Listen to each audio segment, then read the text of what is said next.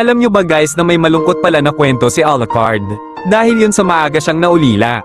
Mga facts sa MLBB na hindi mo pa nalalaman part 8. Bago natin simulan ng kwento na to guys, maaari bang pakipindot ang follow button para naman mas updated kayo sa mga video na ipop-post ko. Salamat. Kung naka-follow ka na, tara't samahan mo akong alamin ang kwento ni Alucard.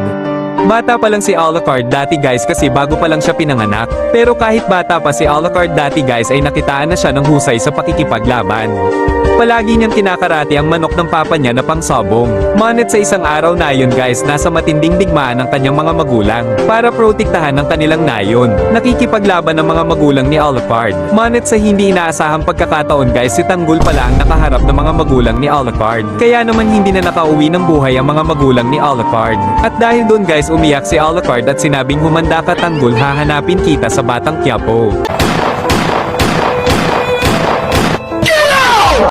Ano ba yan? Shoutout nga pala kay Rodax sa nag-request nitong story na to. Big shoutout sa'yo idol. Kung gusto nyong malaman story ng main hero nyo guys, mag-comment lang kayo dyan sa comment section. Baka malay mo main hero muna yung susunod na ikwekwento natin. At yun lang mga guys, salamat.